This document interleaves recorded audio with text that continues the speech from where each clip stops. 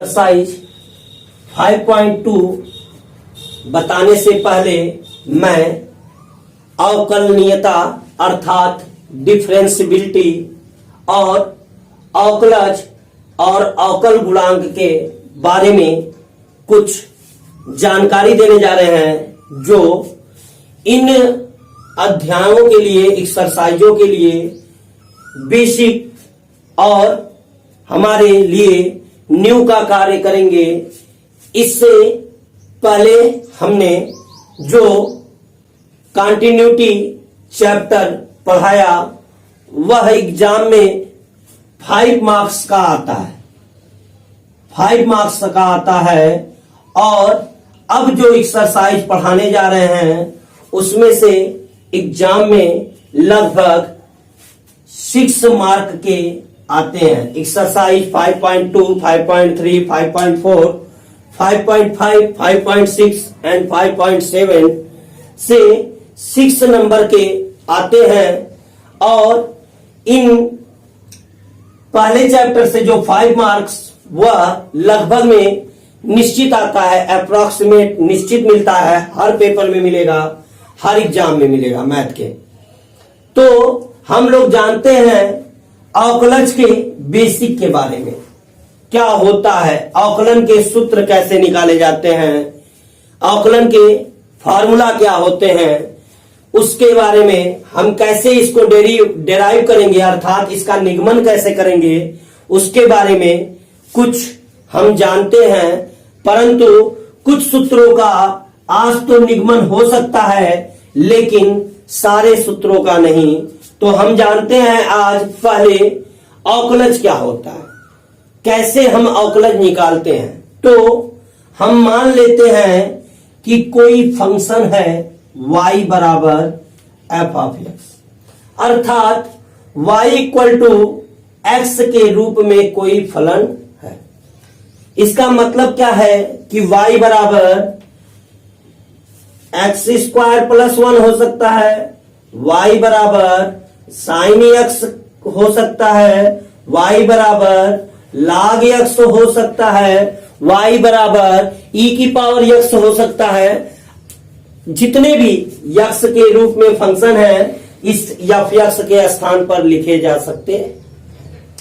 जब हम इस x के मान में अल्प परिवर्तन करते हैं, अल्प मतलब बहुत ही छोटा परिवर्तन करते हैं, तो y के मान में भी अल्प परिवर्तन हो जाता है।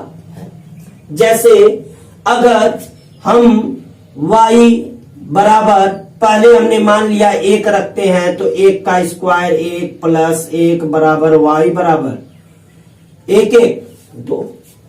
क्या दिखा कि जब हमने x के स्थान पर इस y बराबर एक्स स्क्वायर प्लस 1 में x बराबर जब 1 रखा तो y का मान कितना आया 2।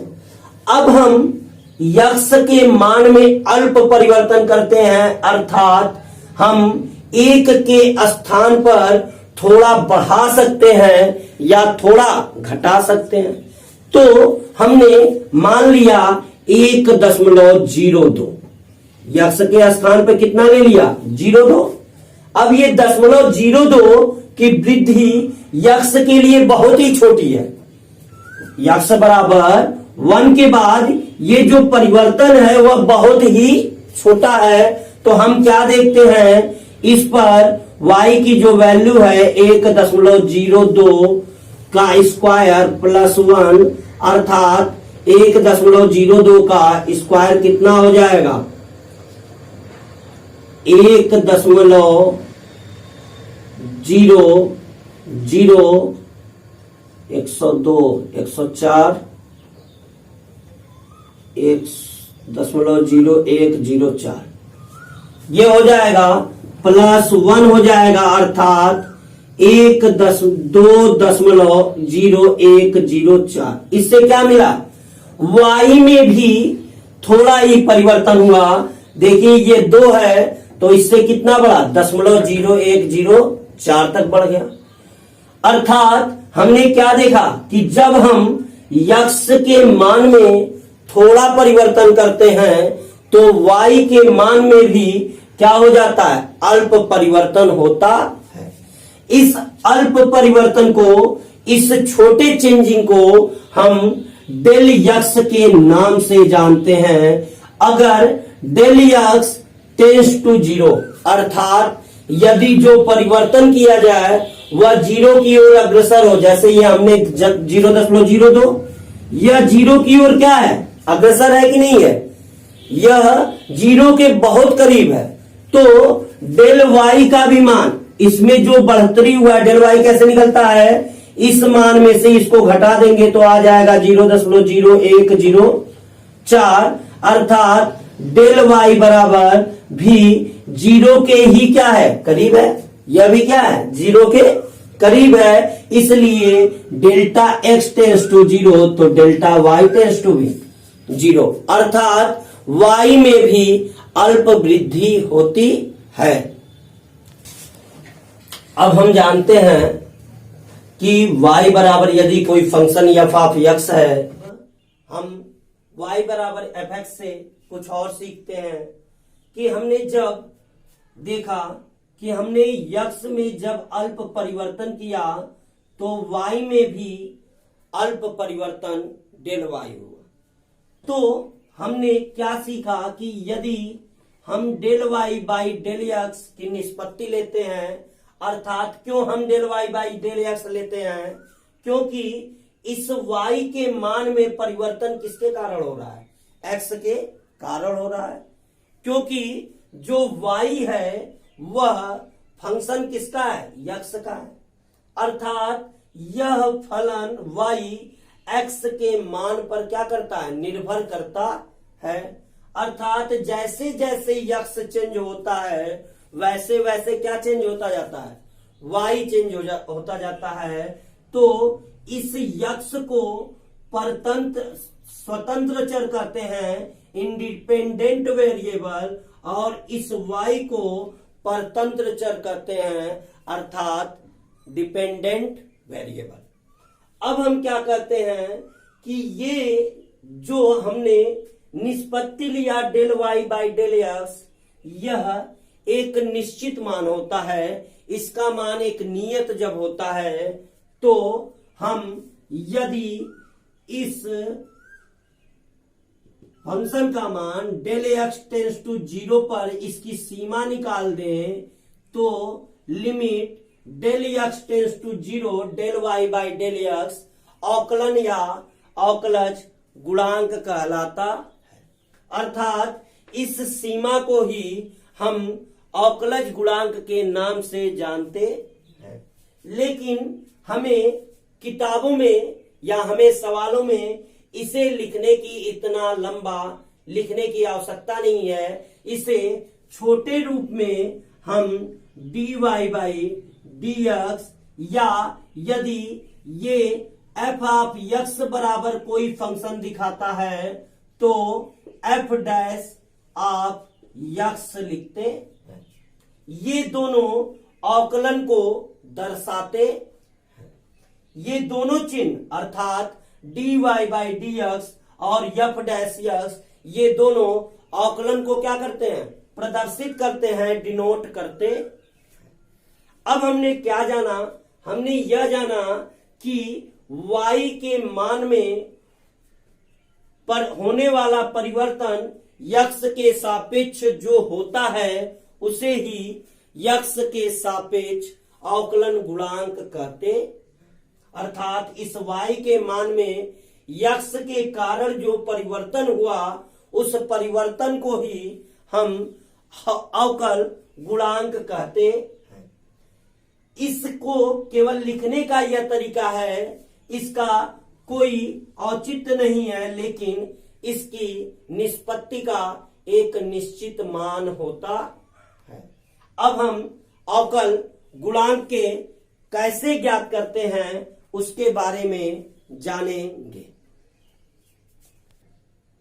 अब हम कैसे फाइंड करेंगे अर्थात निकालेंगे अवकल गुणांक अर्थात डिफरेंशियल कोफिशिएंट।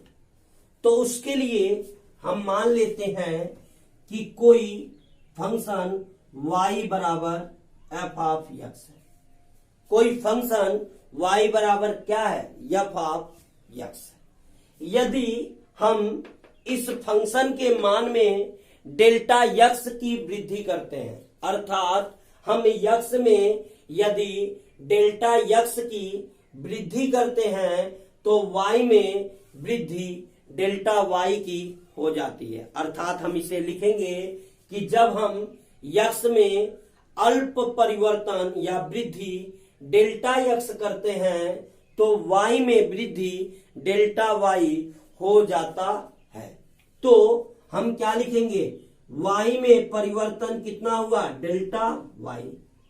तो जो परिवर्तन होता है उसे हमने जोड़ लिया तो y प्लस डेल्टा y बराबर कैसे परिवर्तन हुआ? जब हमने x के स्थान पर x प्लस क्या रखा? डेल्टा x रखा। x के स्थान पर क्या रखा? x प्लस डेल्टा x रखा। अब हमने इसे इक्वेशन 1 मान लिया और इसे इक्वेशन 2 मान लिया। अब हमें क्या दिखा? इन दोनों को जब हमने घटाया इसमें से दो में से एक को, तो हमें प्राप्त क्या हुआ? समीकरण 2 माइनस समीकरण 1 क्या होगा? y से y कट जाएगा तो डेल y बराबर F of x plus del X minus F of x.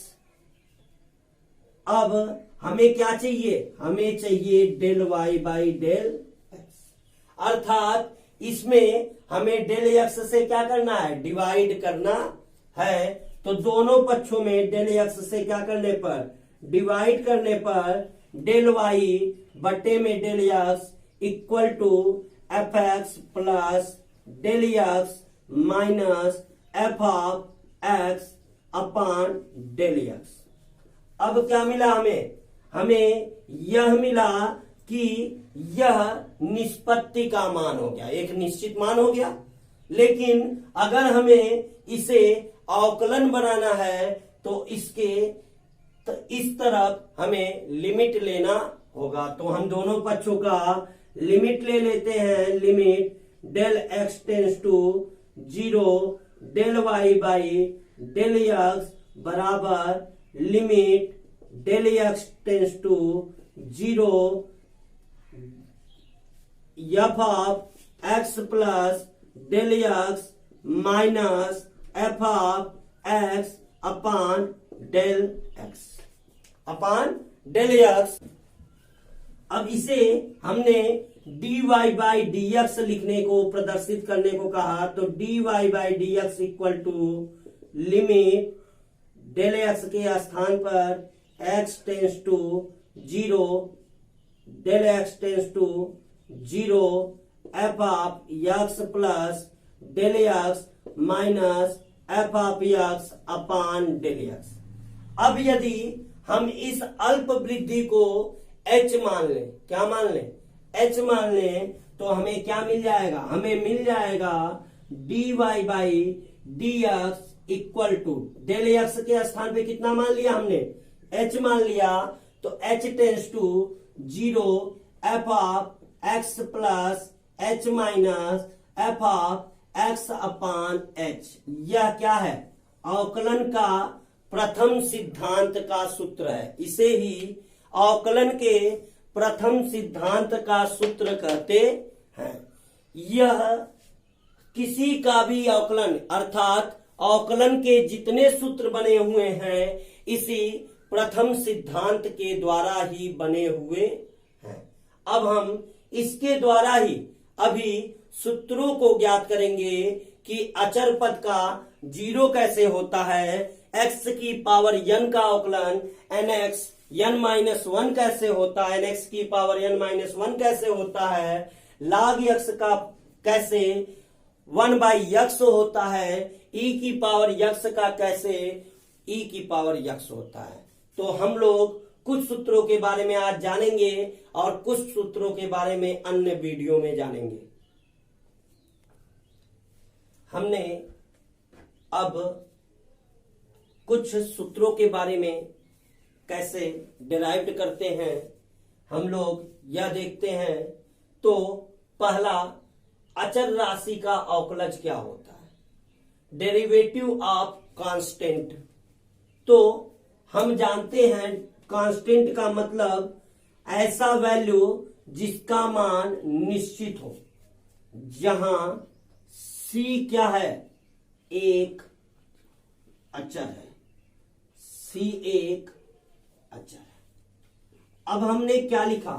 हमने मान लिया कि f of x equal to C, जहां C एक अचर अर्थात कांस्टेंट वेरिएबल है। कांस्टेंट वेरिएबल वह वेरिएबल होता है जो किसी के मान बदलने पर उसके मान में कोई परिवर्तन नहीं होता है। जैसे 3, अगर f of x equal to 3 है तो इस 3 के मान में कोई भी परिवर्तन नहीं होगा यदि हम x की वैल्यू बदलें।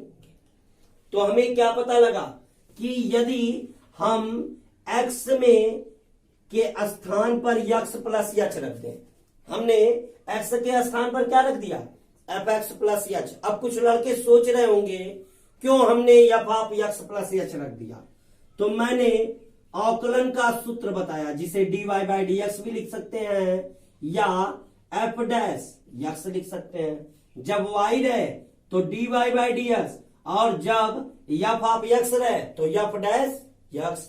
अब f dash x equal to limit h tends to 0 f of x plus h minus f of x upon h। हमें क्या क्या निकालना है? fx दिया रहेगा, fx प्लस h निकालना है। ठीक, तो हमने क्या दिखाया? fx दिया हुआ है, हमने क्या निकाला? f of x plus h। अब हम x के स्थान पर जब x प्लस h रखेंगे तो क्या इस कांस्टेंट में कोई परिवर्तन होगा? नहीं परिवर्तन होगा, अर्थात यह C से क्या रहेगा? C रहेगा। अब हमें क्या निकालना है? f डैश x निकालना है। तो f dash x equal to f of x plus h minus f of x upon h और इसका लिमिट h टेंस टू 0। अब हमें क्या मिला? f dash x equal to limit h tends to 0 c minus c, क्योंकि f of x plus h की value कितनी है? c है। f ऑफ x की वैल्यू कितनी है? c है। तो c minus c by h, तो 0 के c से c हट गया, 0 हो गया। 0 के बटे में कुछ भी हो तो 0, तो लिमिट h टेंस टू 0 0। अब किसी चीज का लिमिट जब ये अचर पद है तो अचर पद का लिमिट वही होता है, अर्थात f dash x equal to 0। इस प्रकार हमें क्या प्राप्त हो गया? अचर पद का अवकलन क्या प्राप्त हुआ? 0 प्राप्त हुआ कि नहीं हुआ? इसलिए हम लोग लिखते हैं d dx ऑफ c, जहां c क्या है? अचर है, बराबर 0। पहले सूत्र का क्या हो गया? निगमन हो गया। पहले फार्मूला का क्या हो गया? निगमन हो गया। अब x की पावर n का अवकलन। x की पावर n का अवकलन क्या होता है हम लोग देखते हैं। माना f of x equal to x की पावर n, अर्थात हम जो फंक्शन मान लेते हैं जिसका हमें अवकलन करना है उसी को हम क्या मानते हैं? फंक्शन मानते हैं। अर्थात f of x equal to x की पावर n। अब हम क्या देखते हैं कि यदि हम x के मान में परिवर्तन यच करते हैं, अब मैंने पहले ही बता दिया इसके पहले वाले डेरिवेशन में कि हम आप f of x plus h क्यों निकालते हैं? क्योंकि f dash x equal to limit h tends to 0 f of x plus h minus F of x upon h, अर्थात हमें एफ ऑफ एक्स मिल गया। अब f of x plus h, तो एक्स प्लस एच की power. अब हमें क्या मिलेगा, एफ डैश एक्स बराबर फार्मूले में रख दिया गया limit h tends to 0, F of x plus h के स्थान पर एक्स प्लस एच की पावर एन प्लस के स्थान पर प्लस नहीं माइनस एक्स की पावर एन अपान एच। अब हमें क्या दिख रहा है, हमें दिख रहा है कि हमें इसे पूरा फंक्शन यच का बनाना होगा। तो हम क्या करते हैं, यक्स जब कॉमन लेते हैं तो हम जानते हैं कि यदि जितनी घात होती है, हम जब इसके अंदर से अगर कॉमन लेते हैं तो वह हम एक घात कॉमन लेते हैं, लेकिन वह बाहर आता है तो वह कितना इसकी घात को बाहर लेकर निकलता है। या हम ऐसा काम करते हैं कि f dash x equal to limit h tends to 0। मैंने क्या किया, अब यक्स यहां से कॉमन ले लिया तो एक्स कॉमन लिया तो यक्स के स्थान पर 1 प्लस एच बाई यक्स। क्यों, क्योंकि एक्स क्या है, कॉमन हुआ है, तो यच में कॉमन न मिलने की वजह से वह क्या हो गया, बट्टे में चला गया और की whole power n minus x की पावर एन अपान एच। अब हम जानते हैं कि यदि कोई दो संख्या गुणे में है, दोनों की घात है, तो एक बार इसकी घात होती है, एक बार इसकी घात होती है। तो यहां पे क्या दिख रहा है, ए के स्थान पर एक्स दिख रहा है और बी के स्थान पर 1 प्लस एच बाई एक्स दिख रहा है। क्या दिख रहा है, ए के स्थान पर एक्स दिख रहा है और बी के स्थान पे 1 प्लस एच बाई एक्स दिख रहा है। तो हम क्या करेंगे, limit h tends to 0 x की पावर एन फिर 1 प्लस एच बाई एक्स की whole power n minus x की पावर एन अपान एच। अब हमें क्या मिलेगा, limit h tends to 0 x की पावर एन, यहां से भी कॉमन है, यहां से भी कॉमन है, तो एक्स की पावर एन कॉमन 1 के स्थान पर 1 प्लस एच बाई एक्स की होल पावर एन माइनस इसके स्थान पर 1 अपान पूरे के एच। अब हमारे पास द्विपद प्रमेय के द्वारा अर्थात बाइनोमियल थ्योरम के द्वारा एक फार्मूला होता है 1 प्लस एक्स की होल पावर एन। ये मैंने फार्मूला लिमिट में भी बताया है, कंटिन्यूटी में भी बताया है, तो आप लोग ध्यान दीजिए ये फार्मूला क्या होता है, 1 plus n x plus n minus 1 x square plus dot dot dot. अब हमें क्या दिख रहा है, जहां यक्स है वहां एच बाई एक्स है, जहां एक्स है वहां पे क्या है, एच बाई एक्स है।